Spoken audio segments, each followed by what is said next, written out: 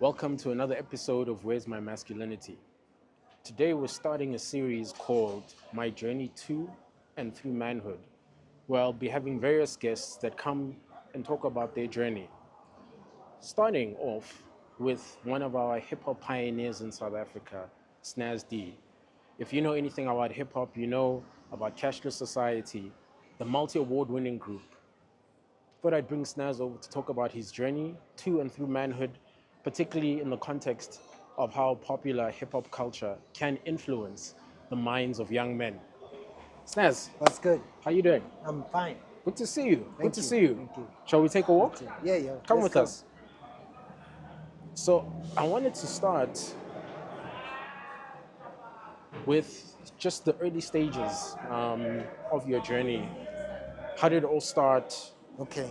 Take us back to that. Well, okay.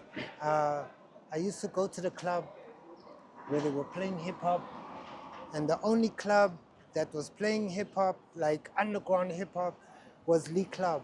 So I used to be there so often that the DJ was like, "Yo, man, you're always freestyling. Yeah. You're always like in these ciphers, Yeah. busting rhymes and battling cats. Yeah.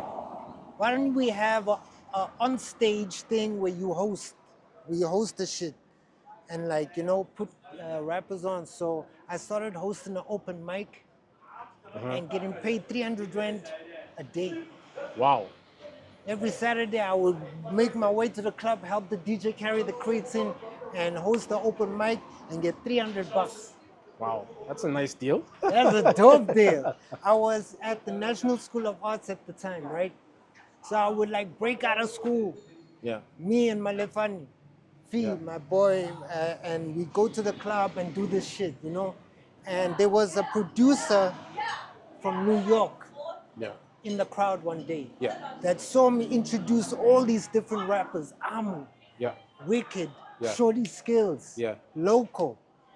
And I would be introducing these 15, 16 acts, one after the other. Yo, next up we got Loco, you know the name. Give it up for Amo, give Yeah, it up for yeah. Wicked, And cats would come on, and the producer approached us to do a compilation album, Okay. which turned out to be The Motherload. Okay. And The Motherload was where I had my first experience in the studio, professional studio, Yeah. recording properly with a mixing desk this big on some Dr. Dre shit. Yeah. You know what I mean? And that was my first experience, professional experience. And tell me, what do you think drew you to hip hop at that particular stage in time as a young man? What was it about the Yo, art man, form? I can't lie to you, man. I was attracted by the dough. For the first time, I mean, we all love hip hop, right? Yeah. I mean, remember the first time you heard Snoop? Yeah. You know what I'm saying? Like, What's My Name? Dr. Dre, Tupac, these Yeah. are all songs that you love singing, right? Yeah. But imagine performing these songs and getting paid. It was like a big thing it was a big deal. And we're not talking about 300 rand anymore, man. We're talking you know what I mean? I Right. was 18 years old, making close to 8,000 rand, 10,000 rand, 12,000 rand, 24,000 rand. By the time Cashless was popping, I was like, God damn, we in Umhlanga Rocks at the hotel, bro, in Durban on June 16th, Wow. performing with the premier of Durban in the crowd at a stadium. You know what I mean? Backstage passes. It was a lot. You understand? And because of this sudden escalation to fame, we had Melanie's son and Bob Mapena introducing Hot and Todd Hop as the #1 video in the country for 3 weeks in a row. We started getting shows after that, you know what I mean? And hitting the charts, boom, you know what I Yeah, mean? Our yeah. song was on the radio. Yeah. You remember Yizo? Yes. Yes. Yizo took Taxi Wars and put it in the in the Yizo film. Yeah. You know what I mean? It was Yeah. a big deal, you know what I Yeah. mean? Yizo had been a series, remember? Yes. Then Yes. they made the movie. Right. Cash is in the movie, God. They in the Shabin playing shirt, left shirt, right. I was like, ah! Crazy. So it was like royalties. It was getting paid from shows. It was like it was a big change from being on the street and beatboxing with your friends to now getting paid for something you love doing. It was, yo, Yeah. the bug bit me hard, you know what I mean? And and what is all of that do to a young man at such a young age? I mean, you're printing money at this point, Yo, or well on your way to. yes. And I think we didn't have money coaches. Right. We didn't have like Big Brother watching our backs, like, okay, Snazz, that's enough beers now. Yeah, You know yeah, what I mean? yeah, yeah. I had like a bank account that was basically cashless. I could swipe and go. You Yeah, know what I mean? yeah. I didn't have any kind of positive influence, like really telling me, yo, this is cool now. You know, you need to chill. You Yeah. know, nah, B. I had like, I was out of control. Right. There was no limit. We gone from, you know, hustling for beers on the block and making plans to calling dealers from the restaurant and making deals in the car park and Right. walking and starting tabs at the bar. You Right. know, it's very sudden and it's intoxicating. Yeah, yeah, You yeah. know what I mean? So, man, if I had somebody that was like, you know, like a Denzel Washington dude that came over to our table and said, listen, as young men, a Yeah. lot of people are watching you on TV. You need to set a good example. Yeah, We yeah. never had that. Yeah. You know what I mean? There wasn't any positive black role models for us in South African hip hop. Right. Most of the South African rappers who were prominent were like the super righteous Right. prophets of the city. Ah. And Yeah, then yeah, yeah, on the flip side, you got Arthur. yeah. Yeah. Arthur. Oi oi. Zombo. You know what I mean? You got Zola 7, you got these Kwaito artists. For me, the Kwaito artists were like rap stars. They were basically rap stars because when we performed at Grand Easter show, these Kwaito guys would get on stage and they would command backstage passes, VIP, limousine kind Right. of treatment. Right. You know what I mean? So for me, these were rap stars. Right. You know what I mean? I met JR, he was like gold chains and gold rings and all this stuff, and you know what I mean? Yeah. So we didn't have any positive black role models in terms of like responsible spending. Right. You know, hey, invest in a organization or a corporation whereby your money can grow. Yeah. Make a investment portfolio. You know, we had none of that. We were like barely in our 20s. Yeah. I mean, We were signing record deals and stuff. let's cross over.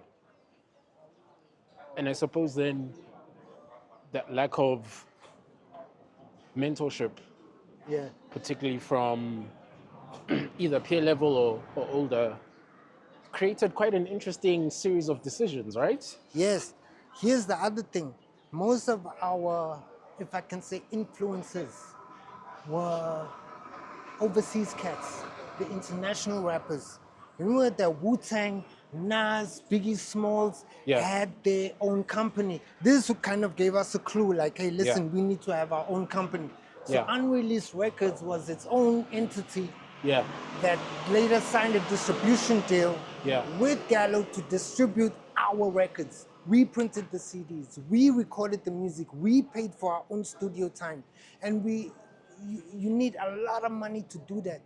And we were spending wildly. So the financial backer for us must be ahead of our clique that is level-headed. And this was Drastic. Drastic had been in the game already. Like, yo, he knew the business side of it though. But here's the thing, he also knew the IT, the technical side. And he understood, like, for example, African Raw Material, when it was mixed and mastered, that dude literally played the Chronic and checked the levels and made sure that African Raw Material was on the same level, peaking, not peaking, and would adjust and mix accordingly with top dollar engineers in the studio. So, you know, we were very lucky to have this kind of guidance. But I have to say, man, with all of these guiding guidances, what do you call them? Guides, right? It was still very difficult for me because of the lack of role models. You understand? There was no supervision for me. I had left home when I was 17. I dropped out of school and I went later to finish my matric and then go to Damlin and study journalism because I went humble pie back to my mom and I messed up. You know what I mean? Okay, one more chance. Which, you know what I mean, I tried to make the best of. And it wasn't easy because I had substance abuse issues. The alcohol and drugs were a major, major obstacle to my progress. And I didn't have someone with a hand on their shoulder, a bigger brother, a father figure. There was no one like this that could tell me like, yo, you need to slow down. Here's what you need to do, you know what I mean? My peers were all my age, you know what I mean? And not that we didn't respect each other, but we were too cool for that shit. You understand? Yeah. I'd like to talk about the role model journey a bit more. Thank you. So, with this absence of the the role model, when all of this stuff is happening, how are you then making decisions for yourself and your life, right? If you don't have someone to sort of be a sounding board, was it really just about what feels right for you at that point in time, or how did that work? It was like, you know how your pops takes you to a swimming pool and throws you in the deep end? Yeah. And it's sink or swim. It was like that, but it's real life. Imagine like 4 MCs in their teens, late teens, in a flat, all hustling to pay the rent by selling weed on the street. The dudes in cashless society, none of us had our parents present. Me, criminal X amount, Gemini, we were in a flat in Yeovil making beats with 2 records and a drum machine and a program, making beats, and then later writing and going to record in the studio that we paid for with money that we was making hustling. It was, we learned to survive on our own. And this is also why I think the pain was numbed by the alcohol. The pain was numbed by the smoking.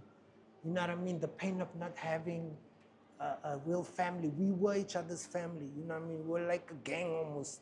You know what I mean? We look out for each other. Oh, this cat is sick. He needs to go to the doctor.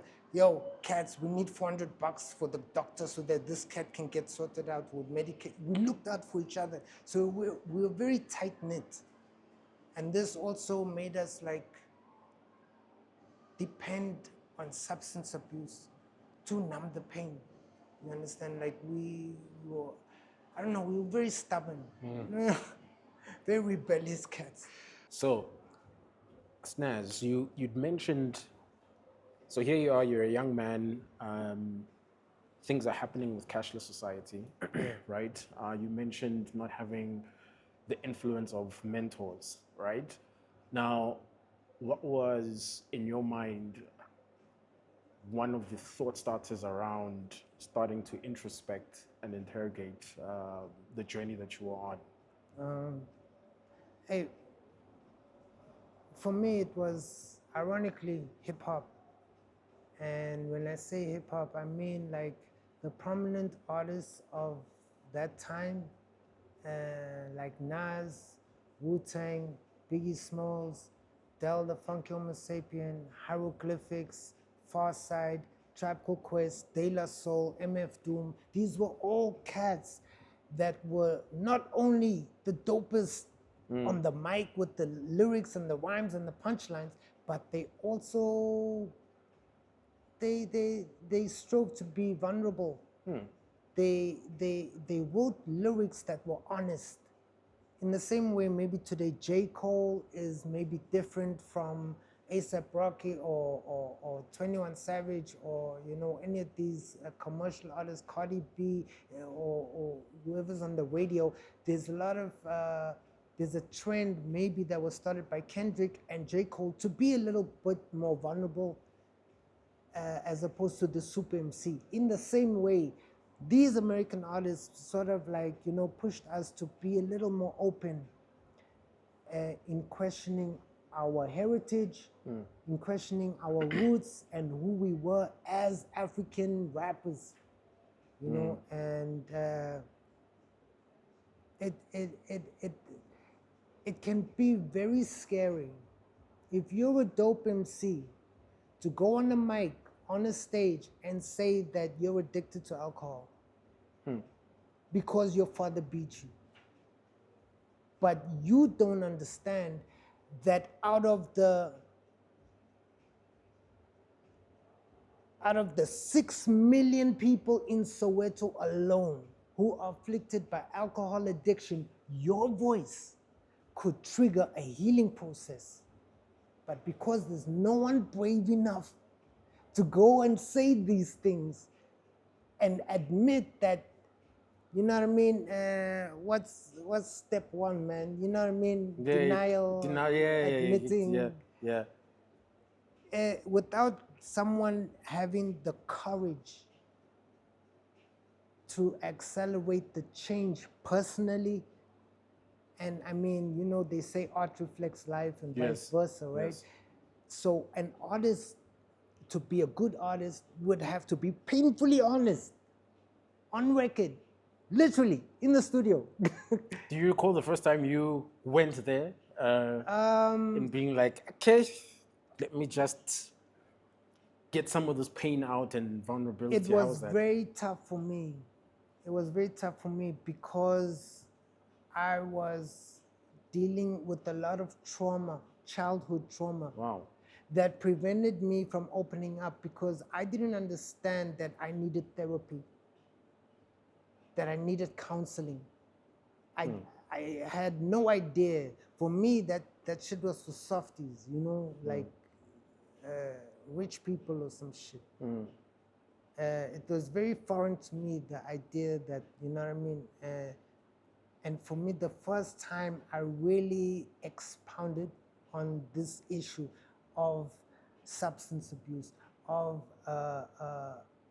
alcohol addiction, was more internal. I couldn't open up to my friends. I couldn't open up to other MCs like about the struggle I was facing.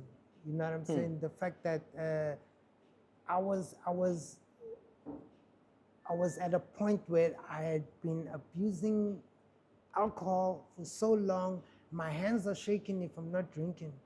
I can't tell this because I'm a battle MC. And if I say this in another record, it could be used against me in court. In the court of the street, the cipher, ah, man, your hands shake when you don't drink. You need to go see a shrink. You know what I mean? It would be a punchline and my life would be the punchline. So it was, no, I couldn't do that. And the first time that it actually happened, this change, was maybe 2018, almost 20 years later. Because in 2008, I went to London. I performed with Audiovisual, Ben Sharper. We opened for Immortal Technique in London. When we came back, I won the MC Africa. I won $10,000 US. My man, I was in a space where the alcohol, the drug abuse was just rampant. I had people in my apartment that would sleep there for days and days and days. Where wifey's coming to me like, listen, the kid needs to go to the clinic. Is your friend gonna leave the couch anytime soon? We had alcohol and drugs in our faces, and we were just, you know what I mean? So it was not then. From 2010 to 2014, I was in a haze. I was literally bumping Purple Haze, Jimi Hendrix, Literally. and in Yeah. that world, like, yeah, I'm that superstar shit. Yeah. You know what I mean? And it wasn't until my daughter was born in 2016 that my higher power showed me a better way. And as always, that line of Janet Jackson, you don't know what you got till it's gone. Right. I nearly lost my life Wow. due to a heroin overdose. Dude, I woke up with a needle in my arm. I was Man. supposed to die, my man. Man. That night, it was like dark. It was very dark. I was alone. There comes a point where drug addict is like not reaching out to anybody. In the dark, literally drawn curtains, they alone, they don't have their friends around them because they lock the door. They don't want anybody around. It is extremely like personal. You're going through what do they call this? Downs. You're suffering from cravings, back pains, stomach aches, diarrhea as a result of not having these drugs. The cocaine addiction that I had, it was severe. Made me do a lot of foolish things, alienating friends, stealing. It was very dark for me. And it wasn't until I had therapy, you understand, and really talked about what the real problem was Got you. that I could address and understand that this is preventing me and blocking me as a creative, as a human being, as a father. Remember I said my daughter was just being born. You know what I mean? As an African, there was no way for me to move forward without first addressing the core issues, which was where I had come from. As a black African man in Africa, a young man, 23 to 24 years old, there was no positive role models for me. Everybody out there, it was either Kwaito stars or like, these radio DJs, but none of them were really having a channel or a show on the radio where black men could talk about the issues affecting black communities. And when I say black, I mean Indian, colored, Right. you understand? Non-white, basically. There's no one for us really talking about these issues when I was coming up. And also, there was no one as a guide for artists. Young artists that at that time were remember, they were selling CDs. So you could get rich. You could be a millionaire and not know it because your record company is getting the millions and giving you a percentage. So you don't know. I spoke to Ishmael once upon a time, where Ishmael confided in me. He said that my record company could be selling Ishmael in Japan. I don't know about it. How many people are there in China, Snazz? I was like, I don't know, a couple of billion. It was like, exactly. They're milking us, and we're not getting. There's no guide for us as rappers, as artists. You know what I mean? And for that time, I was in a very dark period, and it took therapy, it took counseling, it took rehab, it took a lot of courage on my part because I had to define for myself what real strength is. Remember, as a black man in Africa, we are always confronted with challenges. You have to get a job. You have to support your family. You have to battle your addictions. And probably those addictions, those inner demons are the worst because you're not battling an enemy you can see. And interesting you mentioned that. How was that first initial few rounds of therapy? Because ultimately, you had to confront yourself. Here's right? the thing. Once I understood the triggers, Right. it became easier. Because as with anything, once you understand, really understand, or like the Rasa say, overstand. Once you overstand these causes, once you understand that you were beaten as a child because your parents hadn't had therapy and they didn't know how to rear children, so we were beaten. Physical bruises going to school was a norm. I remember being in grade 6 with my best friend with a black eye from his father. Every other day, it was normal. There were little girls being abused. There was pregnancies in high school. It was a norm. This is the environment that we came from as South African youth, and it was never addressed. When I started to realize that the path to healing began with myself, I understood that I would have to be very strong. I would have to have courage to be able to say this on a public platform. It's no more, yo, I'm Snazz, the dopest MC you ever heard. No, I am Snazz, your boy from next door who stopped drinking. Yeah, I can walk past the bottle store today because, you know what I mean? It was very hard. That I saw in the rehabilitation facility, 54-year-old black men who were there for the same thing that I'm going through. Imagine. We got a Jewish lecturer with a PhD explaining to us how alcohol shrinks your brain or inflates your brain against your skull because it is dehydrated, and this is why you have a hangover. You understand? Understanding these issues was key to changing.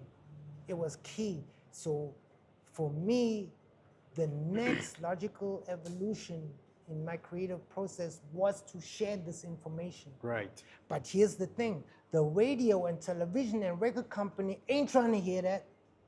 Doesn't They're not sell. Dude, what are you trying to do? You're gonna kill our sponsors. You're at the Wendy's the show. SAB is sponsoring the event. How are you gonna talk about you stop drinking, dude?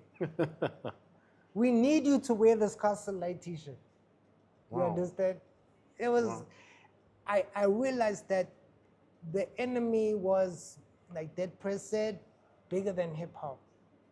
This is a whole corporate structure of multinational corporations that were invested in the fact that you're addicted to drugs and alcohol. Because your influence gets a market for them.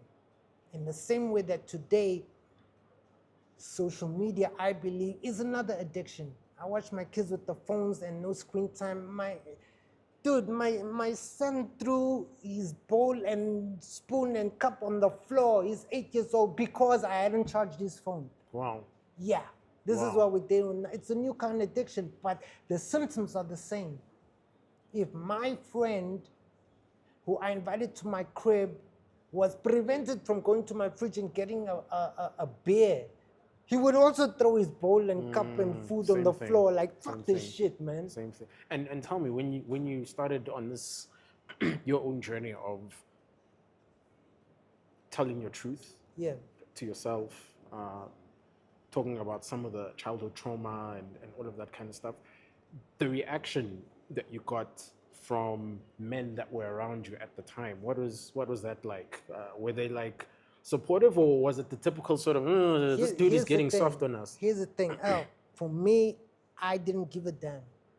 That's number one. When we did Hot and Tot Hop, we had H2O, Squatter Camp. There were a lot of rappers rapping in vernacular, but none of them were actually broaching the subject of our heritage because it wasn't cool. How are you going to talk about Bushmen on the radio? Khoisan, like, what is this? You know what I mean? And I thought, why not? Why is this not being done? In the same way, when I started to record my solo album in, I think it was 2012 with Albert Ein, I started to talk about fatherhood. I started to talk about my addictions maybe encroaching on my lifestyle.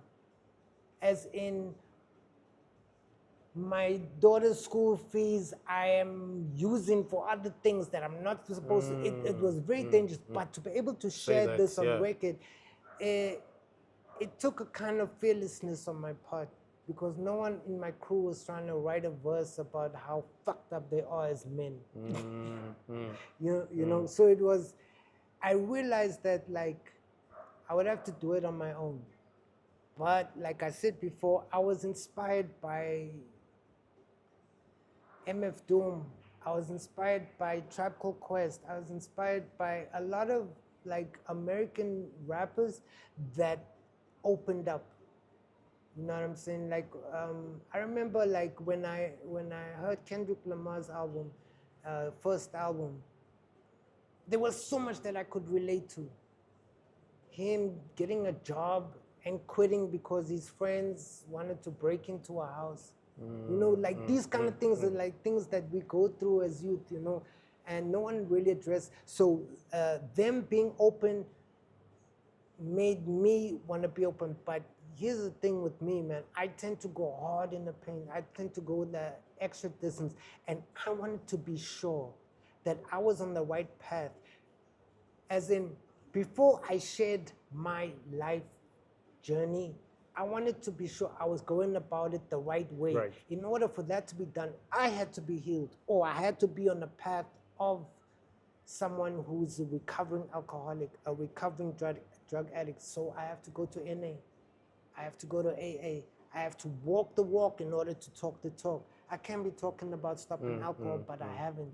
And how was the journey of building a support structure for yourself in terms of family and friends and all of that? It took, again, fearlessness, courage. I had to go to my mom's and be like, I messed up. I messed up. And it's very hard because my mom is in the medical profession, you know? So it's not easy for a parent in that community to also like, you know what I mean? She's getting kudos from her friends. Hey, I saw your boy on TV, wow, you know, and now your boy's releasing this song about drug abuse, rehabilitation. So what haven't you been telling us? You know what I mean? And so I had to go to my family and also beg for forgiveness for all the things that I had done, and also take that first step to show them I'm worthy of supporting. I'm serious about changing. I'm serious about healing myself, you know, showing that kind of commitment. Man, can I sidetrack a little bit because of your question? While I was in rehab, there were brothers, colored and black, that were from worse situations than me. I'm talking about cats who grew up in the same house where they sell crystal, whose parents are selling crystal, in the rehab, getting off crystal, and crying because they have nowhere to go when they leave. You know what I mean? I had dudes from Soweto who were into hip hop. And on the side would tell me that yes, they were responsible for selling nyope in their community. And that the mob, the community had formed outside their crib, wanted to kill them because they had like poisoned so many people. You know what I mean? And the commitment of these brothers to change is also what helped me. You know what I mean? And this is, I think, I gotta tell you, Al, thank you for having me here, because it is also through them that I see now, for me to help others change, I gotta show other people that it is possible. And this is like the theme of my new album as well. You know, I'm not trying to self-promote or nothing, but I think that if you really are a dope MC, you shouldn't be afraid to talk about the reality of your life. It doesn't have to be all glamorized, fancy cars, bottles, tattoos, big body, what. You can be a little dude talking about your truth, your honesty. Because what I think a lot of MCs right now don't realize is the influence and power that they have. Yeah. If you look at Port Elizabeth, Durban, Cape Town, Namibia, Botswana, Harare, as you go further up in Africa, the ghettos are afflicted with drug addiction. You cannot walk in these places after 6. You will get robbed, shot. You know what I mean? And from the Cape Flats to the ghettos in Jersey to the inner cities of other African countries, the more cashless to it, the more I was starting to see this. That, yo, dude, you know what I mean? There's real stuff that is not on the news. It's not on any kind of like YouTube either. It's being censored. We are not being allowed to say that it's not okay what we're going through. It's not cool. In that transition, what do you think, or what do you recall, did you have as the vision for the kind of man that you wanted to be, right? Yeah. Because in my mind, there must have been some vision about the kind of man you want to be that would be magnetic enough for you to constantly want to strive towards being that, particularly in the absence of, you mentioned role models, right? Yeah. So how did you go about crafting this vision of who you wanted to be? For me, it was, I read a lot of books. I read a lot of books by authors, Black African authors like Shikanta Diop, that were telling me about colonization in a new light. You know what I mean? I always believed that African civilization came from after the colonials landed. And here was an author that was telling me like, nah, B, we had, yo, you know what I mean? I don't want to get into it, but I got very proud of who I am.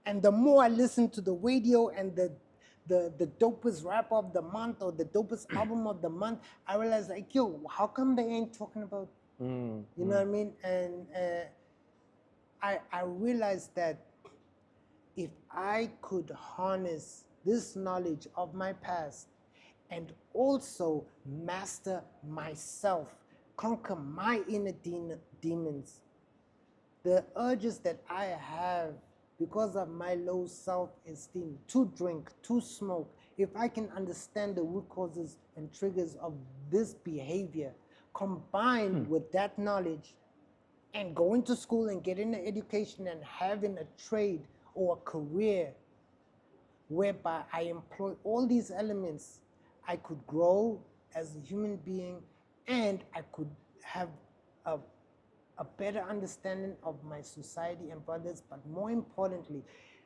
here's the thing.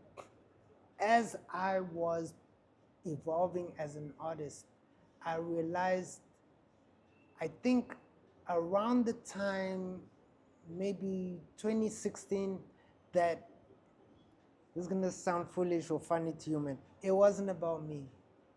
Wow. I started to realize that it wasn't about Snazz D or Snazz the Dictator or Julian Duplessis or me. It was about my ability to uplift my community. You understand? It wasn't about me walking down the street with the dopest gear. It was about me walking down the street and helping a neighbor whose roof is leaking. That made me the man. Not that I was trying to be the man, but I realized that I have a social responsibility as a creative to my community and my people, that brothers and sisters first. You understand? And this ironically came about from AA. You know, sharing with brothers, you know. There was a time that, you know, cats were sharing on the floor where they would be stopped by the sponsor and say, we don't want war stories. We don't want to know all the drugs or money you spent on alcohol or the clubs you went to or what you did. We want to know about the healing. What brought about your change? Yeah. Because really you have a responsibility to the other members here to share your experience so that they could take heart from that and also heal. You know what I mean? And on that, as a genre, what do you think, not only in your period but currently, the typical construct of what a successful man is according to hip hop culture, right? Because it gets a lot of, for lack of a better word, flack about the fact that it represents a very toxic, bad image of what a man should be. It's about the money, the girls, and all of that kind of stuff. What's your reflections or thinking about that? I feel like the current reflection of what an MC should be is not congruent with what a man should be. You know, and I've met like a lot of white people that also are in those same meetings, going through the same things, whereby I realized it's beyond, you know what I mean, class or or race or right. gender. You know what I mean? The role models that we are seeing in the mainstream world right now, it's not truly reflective, because they are trying to bait a market. You know what I mean? So I realized that I would have to deviate from that path, Got you. you know, in order to evolve. But to answer your question more succinctly, I think it's the saturation of these so-called role models. We got like people like in trap talking about substance abuse and glorifying this kind of gun control or lack of gun control, where we were seeing like rappers get arrested for murder, sexual abuse, all these things, you know what I mean? And it's just clickbait, really. But where's the positive role models? It's up to us, really. Yeah, good point. Yeah, if I can share the story, while I was in rehab, we had a soldier talk to us. And this was a black man from the South African Army that spoke to us as young Africans to be the change we want to see ourselves. And this is a man who walks down the street of the hood where he comes from, and he sees the dudes who steal the TV coming to sell him a TV, a flat screen, for $200. And he has to regulate, not play the cop, but also understand that he has to be the change that he wants them to be. He has to stay sober. He has to stay positive. Show them that, yo, this is what a strong black man looks like. This, because the kids don't have that, you know what I mean? Yeah. So in the mainstream world, maybe this is what we need too. You understand? Yeah. Rappers who walk the walk. You know what I mean? If you're talking about being a drug dealer on a record, how are you furthering the black nation? Because your music is universal. Right. Understand that you are motivating and influencing an entire generation to be drug dealers. Why don't we have more doctors on the mic? Yeah, good point. You know what I'm saying? Yeah, true. Like, why don't we have more activists on the mic? Social activists. Why don't we have more positive black politicians talking about change that could be happening through voting on the mic?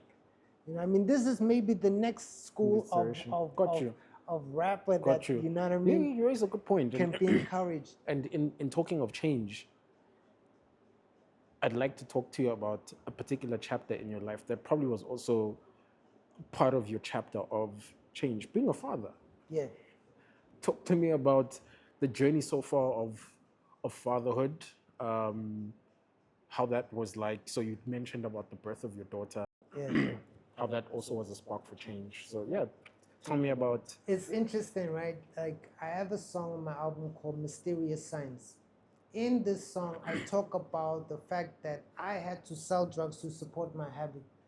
And I was recognized by a competitor on the block from TV. This dude came to me on he wanted to stab me because I was stealing his customers. And he was like, wait, aren't you, man, you catch the side, right? It was a humbling experience. There was a series of events like this that kind of sparked my change, that told me yo, man, maybe this is a sign. That it's not for me, or maybe there's a better path. And the birth of my children was exactly that. I've been sober now since 2019. It's 2025 now, and my kids are 8 and 6 respectively. And I'm happy to say I've been sober for their entire lives. Beautiful. And it's more to me than just a punchline in a track. Hey, I've been sober for 8 years. What about you? No, it's not a punchline. I realized that I would have to live this punchline and walk past the bottle store every punchline. day. Damn. I Yeah. would have yeah. to, like, you know what I mean, battle drug dealers for Mike supremacy. And the only way I can do that is to be more educated, is to be more knowledgeable of the situation, is to be like a lyrical Malcolm X. I would have to employ my history, my heritage, my knowledge of Steve Biko, of Nelson Mandela, of Oliver Tambo, of our Chris Hani, of these heroes, incorporate them into my lyrics, and battle the MC from New York with tattoos on his face and a gun in my waist. I would have to tell him, as an African, what his next step ought to be. And I'm not trying to play the moral higher ground or nothing, but it's sad that it's come to that, because there are certain companies, there are certain organizations for whom it is more profitable to perpetrate the deaths of black people. It is more profitable. They get more streams, they get more likes, they get more views when a rapper talks about shooting another rapper. I blast you in the face. It gets more likes and more streams, so it is popular for our self-destruction. Now, the mission of the next generation of African lyricists is battling this ignorance. And how do we do that? Bob Marley told us the best way to know your future is to know your past. So we gotta go back to school, man. We need to educate ourselves about our history in order to move forward. But for me, it is a little bit more personal, because as an ex-drug addict and a recovering alcoholic, I have to start with me first. I have to better my personal life and battle my demons first before I can go out there and, you know what I mean? And I'm sorry from straying from your question, but it means setting an example for my kids first. Right. In my home. You know, and I gotta say, it is much easier without the alcohol, without these other influences in my life. It is much easier, you know what I mean, to make money, to be able to raise kids in a positive way, you know what I mean.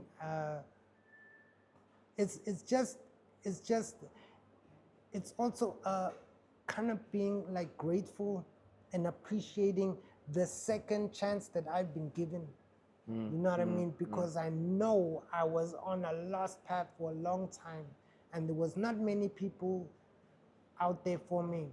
My teachers was death. My teachers was the jail and prison and the hospitals, and almost ending up in a morgue from a car accident because I was drunk driving. That, you know what I mean? Imagine waking up in a hospital bed and no one who was in the car with you is there. Hectic. And you ask the nurse, where is the other passengers? And what other passengers? You're the only one who made it. Is this not a sign that it's maybe time for you, you know what I mean? To reroute. I am saying I'm showing appreciation in this regard, because it seems to me my higher power was throwing the signs at me, man. And you know, and my wake-up call came with the birth of my kids, you know what I mean? And I vowed to their mom, their mother, that this is it. Right. This is it for me. I don't want my kid to grow up the way I did. I don't want my son to face the same challenges I did. So I'm going to have to sacrifice my nice time. My friends, I'm gonna cut them off, because I think that their kids need to know that the vicious circle of self-destruction stops here. It stops with me. And you gotta be very strong for this to happen. But you can't do it alone. So we contact other brothers. We contact our family for a support system. And with the help and assistance of our brothers and sisters and our communities and our families, we can do this thing. Because really, it's all about the kids. You know what I'm saying? It's like setting an example whereby they grow up one day when they are 42, 43 years old. They are in a position whereby they remember what their dad did when he was 42, and they know that, yo, I gotta be Denzel Washington out to smoke. There's a question related to that I'd like to ask. When it comes to role models around having healthy, intimate relationships, and I'm talking romantic here, because part of what hip hop catches a flag for is around its perception of women, right? How has that journey been in terms of your own stuff like being vulnerable, stuff like being able to communicate to a partner and all of that? It's not something that's also widely spoken about in the genre. Yeah.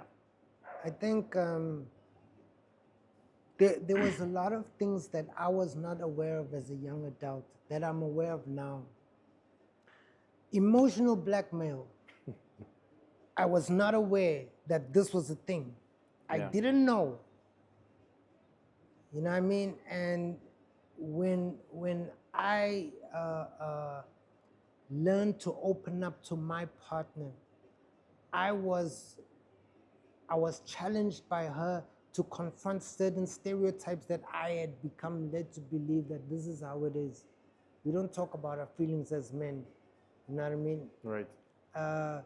When I went to couples therapy at the church with my partner, it was very refreshing for me when the pastor stood up for me and told my partner, you need to stop holding him accountable for your perception of what a black male should be. Wow. The concept maybe of holding him responsible for these things that men are supposed to do, you also need to be realistic in that there's going to be blowback. If you make him feel guilty, there's going to be repercussions. In other words, the pastor is telling my partner that there is a set of skills and tools that she needs to learn in dealing with me, because some things that she can do can be triggering. And it might not be direct. She can say something to me like, I don't like this, and not stop there. And this, and you do this, without allowing me to come back. And when I do come back, interrupting me and stopping me from talking my point, not listening. It can also work from her point whereby she's being abusive. You understand? Got you. That can lead, the pastor is telling her, that can lead to me using again, to me drinking again. These can be triggers. And she gotta also learn these set of skills, the words that she needs to use, the kind, not to say that she has to walk on eggshells around me, but for a woman also to be aware that her words can be very powerful. Women can't fight you physically. So, you know, they feel very threatened if you raise your voice, or if your body language is overbearing. They can become very defensive and strike out the only way they know how. Your mother was right about you. You know, things like this can trigger a reaction. You mentioned, you know, the pastor sticking up for you and couples therapy and all of that. That's also typically something that we don't grow up knowing is an option in terms of being able to build a healthy relationship between two people, Yeah. right? So looking back, what's been some of the things that you've learned about yourself in the context of being in relationship with somebody else, having to be open, having to be vulnerable, having to learn each other's triggers? What are some of your big reflections around that? For me, I'm very lucky because I'm an artist. So I mingle and mix with a lot of other musicians and rappers who have discussions at length over coffee, on WhatsApp. You know, I chat to a lot of brothers who I consider like my peers, who are very open about these things. And it's so nice because back in the day, it wouldn't be cool to talk about these things, but we can today. You know what I mean? I can WhatsApp my brother today and say, "You will not believe what she did, man." And he'd be like, "What?" You know, back in the day, like 20 years ago, it wasn't like this, you know. For me, like, I gotta also say that having a female partner who is also up on game, who is also aware that counseling and therapy can work for her man is also important. Do you know what I'm saying? I'm not saying like for her to read a lot of self-help books and tackle the relationship first, but also being delicate, being sensitive as a woman towards male perceptions of therapy. You know what I mean? I don't know. For me, my partner encouraged us to go for couples therapy, not because we were necessarily having problems. We don't really fight much because both of us have kind of like stopped drinking and you know that part of our life. But when it comes to raising kids, there's always like a kind of like a point that needs to be met on both sides. I'm saying that she encouraged us to go for couples therapy, not necessarily meaning there's a problem. You understand? She encouraged me to open up and talk freely and finding these various exercises like writing gratitude notes, praying, these kind of things that she knew that I consider soft. So she approached me in a very cool way, man. And this is why I love her because, you know, she gets me, but also she made the effort to do her research on, you know, why this would work. I didn't need much convincing. I already know the power of talking and communication and listening properly. I know these, you know, a set of skills that get developed with practice. I know this, but being encouraged to talk about my mistakes, being encouraged to open up about why I might have been snapping at the kid in this particular situation, maybe barking at the security at his school for a certain reason when the other teachers had the kids there in the background and I, you know what I mean? I kind of like, I don't know how to put this. She made it okay for me to be reprimanded within a relationship without hurting my feelings. And you know, this is what I'm saying, like when I say that I'm so blessed to have a partner that understands the importance of dealing with me as a black male in today's day and age with my kind of impatience, intolerance, you know what I mean? Like there are other things that she understands about me, like my sugar intake and how it affects my energies, like my diet and whether I'm eating healthy enough, you know what I mean? Like the amount of coffee I'm drinking, like my screen time. She understands that sugar, coffee, my diet of not wanting to eat salads enough, and the screen time on my laptop, on my phone, on my Netflix or Showmax subscription, these things, YouTube, they are all also addictive. And she knows that, you know what I mean, to be able to talk to me, whereby I listen. There is a certain way to go about it that can only be picked up in therapy, in counseling. So she encourages me like this to be a better man than you already are, to build on who you are as a human being. I feel it's important for us to go to this session. Got you. You know what I mean? Got you. That being said, the other thing that upon reflection makes me a bit stronger is sharing in groups and the rooms.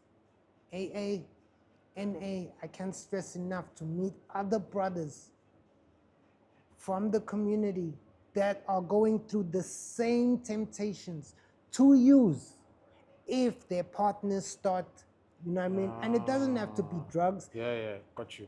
I know a dude that is, I'm not supposed to say names, but weed. It messes with him the wrong way. And he's been smoking since he was a kid, like a teen, you know. For this point in his life to stop weed, it's a big thing. He's got problems with bipolar, that he has to be on medication, that if he smokes weed, he can't take the medication.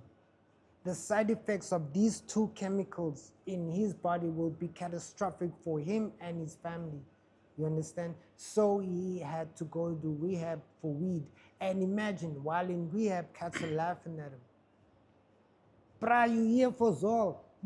You know, we here for this and this and this and this and you here for weed, man. You know what I mean? There's a lot of like pressure that he was feeling. So I'm saying, in these rooms, you find other brothers going through healing processes, and with them sharing, it helps you to share. It helps you to heal, you know, as well as when this person who is going through this certain addiction recovery shares with you their problems with the kids, with the wife. It can also teach you a couple of lessons in how to deal with relationships as a black man yourself. Like, you know what? He says that he goes outside for 5 minutes, takes a breath and counts to 10, and then comes back. You know, this couple has a way of pass the pillow. While you have the pillow, it's your turn to talk. I don't say shit until you pass the pillow and you're done. You get 5 minutes, then it's my turn. These are little things that I learned in groups in NA that the couples were doing, that the homies shared. Yo, we pass the pillow when we have a fight. You know, okay, it's pillow time. Your turn, talk. Got you. And you know, there are these things that I learned in the rooms that really helped me too in my relationship with my partner. You've made reference to you know, this concept of the inherent knowledge of who we are and where we come from, that has equipped you and enables you to be a better man and a better version of yourself. I'd be very interested to have your take and thoughts around what I would call the general state of black masculinity today, right? When you take a look at all the different things that are at play in our country, whether it's the GBV, men's mental health issues, and all of that. Just your reflection on where we're at as black men and where potentially we're headed based on what you see and interact with in the community of men that you're involved with.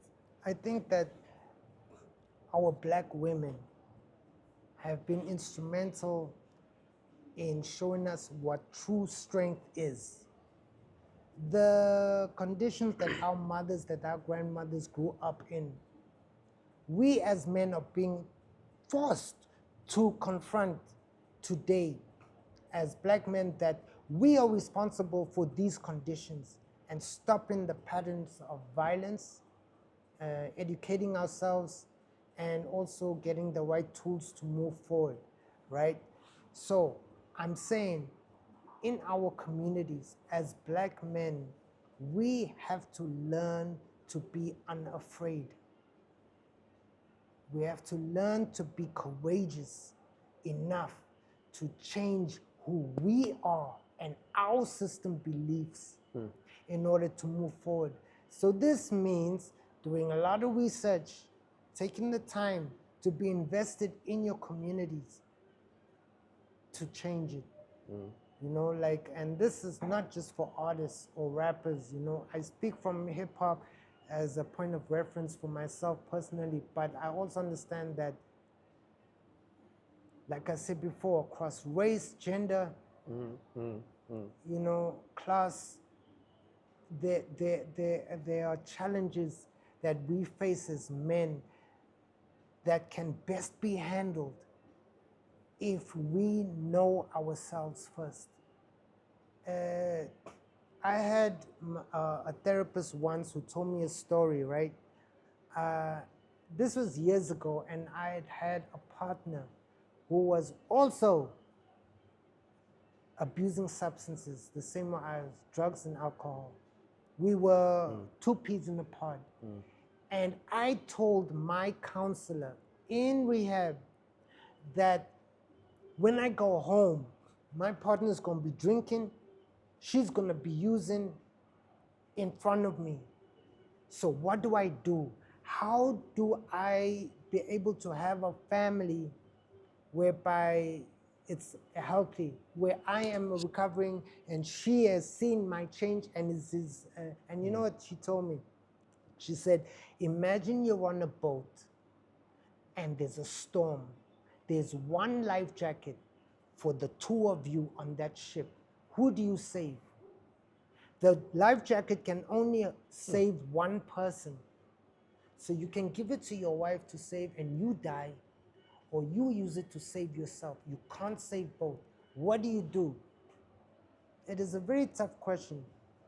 The moral of the story is that the therapist told me that you help yourself as a black man first. Your responsibility is to heal yourself before attempting to help others. In the same way, answer to your question, in order to help ourselves as a collective, black, African, the masculinity question over here is it comes down to helping yourself, being strong enough to pull yourself up first before you can help your brother.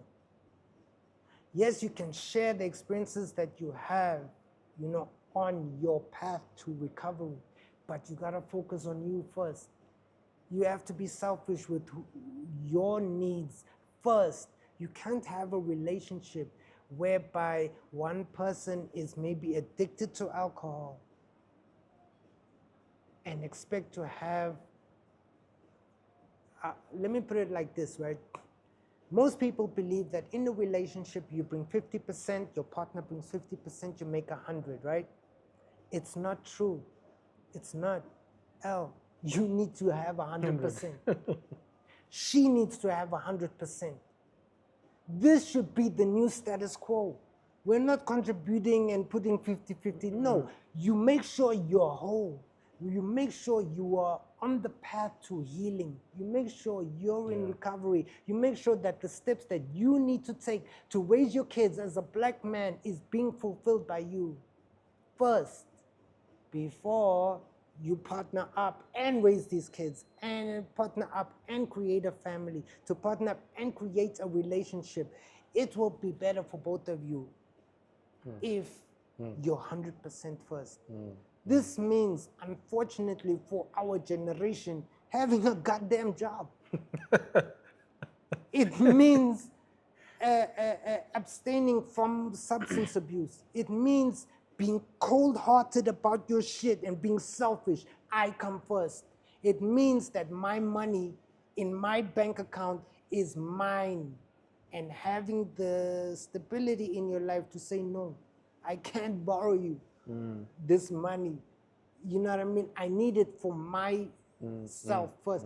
We don't do that. You know, we as black men, I feel that we're very like kind. It's not really Ubuntu. It's more like compassionate. to a point, to a fault, where we help each other to a fault, whereby we're now lacking and we Right. need help, and now we're going back and forth. It's, you know what I mean? I suggest we try and focus 100% on ourselves first before we change those around us, whether it's in a relationship or community or your kids. It's important, you know, that we put ourselves first. We support each other as brothers Yeah. Yeah. when we're healing, you know. And your son is 8, though. Yeah. So looking at him being at such a young formative age, what are your thoughts around what this young generation faces on their journey to being those strong black men with the new sets of challenges that they have and the stuff that they need to navigate? I think I know what you're getting at. I think like for kids, they don't listen to what you say, they do what you do. So again, it comes down to setting an example. To be a positive role model, you need to be strong, right? But the plus is that your kid is gonna go to university sober-minded, unlike me. I was at varsity fucked up, man. I was messed up. Like, I complained from day one, from the weight of the textbooks to the fact that they wouldn't grant me an extension. It just got too much. But I was complaining a lot. I know now that maybe if I just tackled the thing, I would be able to, one, not have the distraction of self-pity, you know. So in response to your question, I think the kid would benefit if we set an example of what they're supposed to be at. Like, not telling them, but showing them. You understand? Like, here's the key. Here's the key. I cannot tell my kid to have less screen time when I don't. do it. Yeah.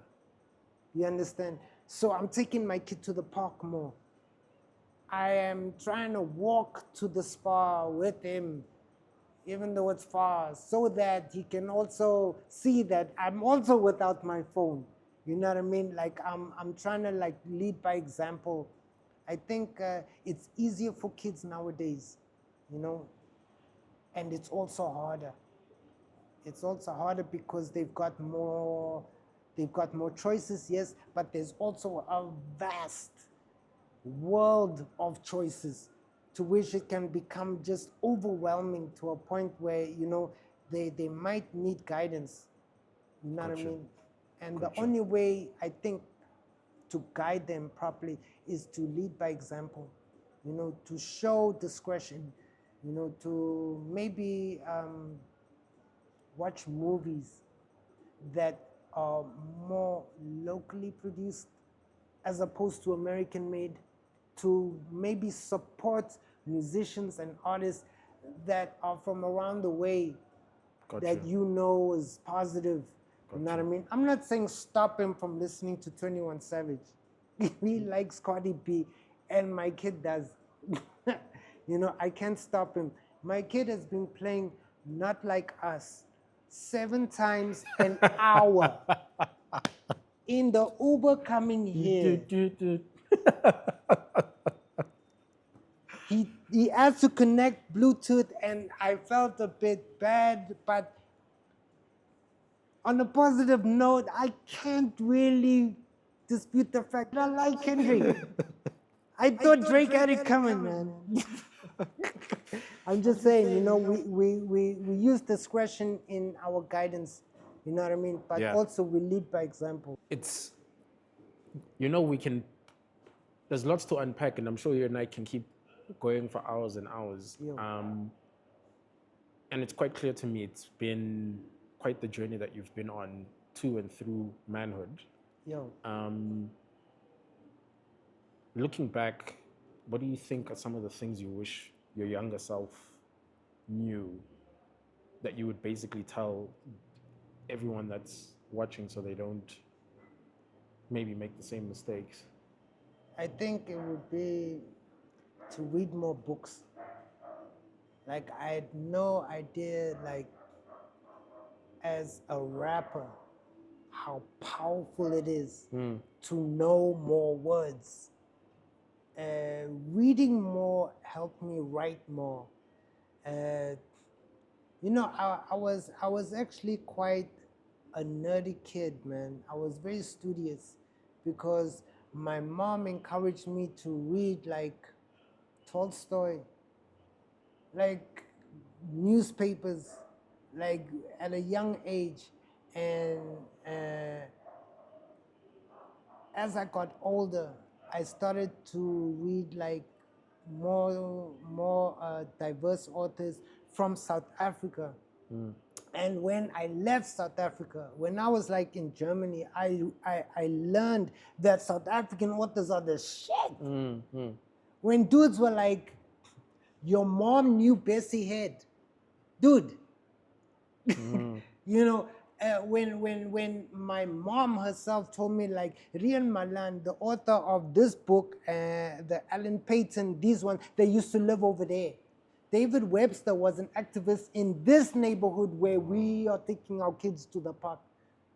You know, when I realized that these authors had been writing about the South African experience that I have been trying to express to my music in lyrical form. When I knew the answers were right in front of me, I would have told myself, dude, read more books. You know what I mean? I remember going to a house party in Cape Town, right? With my friend whose mom is a minister, and going in her library drunk and pulling out a book of Credo Mutua, Indaba My Children, like this, and like sitting there, and he found me passed out on his mom's desk the next morning. You know, I was too messed up to really process what what I could have had. So if I had to go back in time and tell myself, hey, bro, wake up call, I would say like, read some books, read more books. There's all this wealth of information that is created by us, by our forefathers and foremothers that wrote international, like, it wasn't even bestsellers, man. It was revolutionary material. You understand?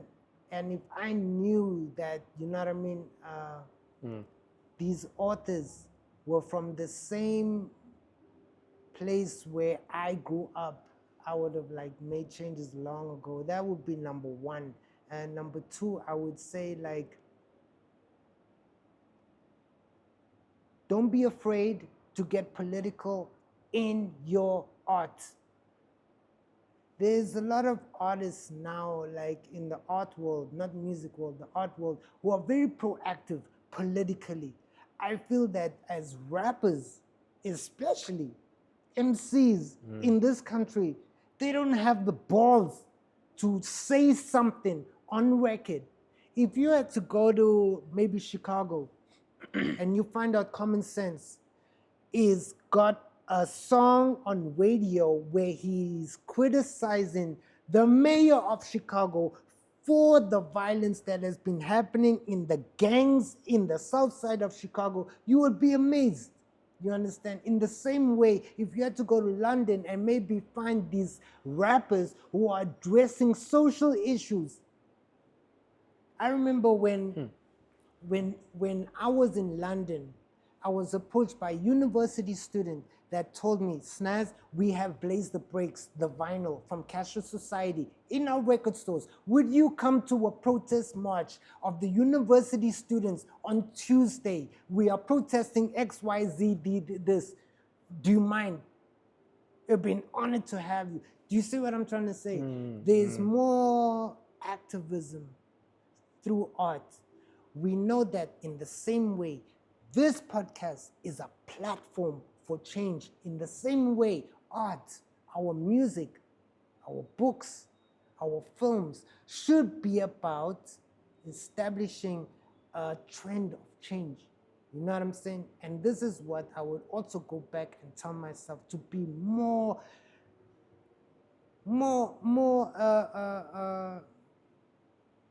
action orientated. Got You you. know, Got you. do you know Dead Prez? Yeah. What they're doing now? No. They're on the subway handing out flyers to community meetings where they encourage young kids to vote. Wow. Yeah. You I see what understand? you This is mean, kind of yeah. like I the see what you activism I'm talking about. It's more than your music should be the portal for you to draw kids in to a world whereby you can freestyle about stopping violence against women and children. Your freestyle cipher should be handling topics such as GBV, such as drug and substance abuse. This is like, you know, where I'm trying to like, I worked with a wonderful MC from New York, Brooklyn, called Tony Blackman, and she trained me to be a workshop facilitator for freestyling. And what she does is she goes in different parts of the world, from Jordan, Israel, to New Zealand, Australia. She goes all around the world doing workshops for kids to discuss issues in their community through hip hop. You know what I'm saying? So Okay. I think this would also help. Yeah. Thank you so much for spending your time telling your story, telling your truth. Thank you for I having me. think there's so much I've personally learned and taken away. I'm sure even our audience watching probably have a ton of questions for you, but thank you for Holla. your openness, your honesty, and your very clear passion about how we should elevate ourselves as black men.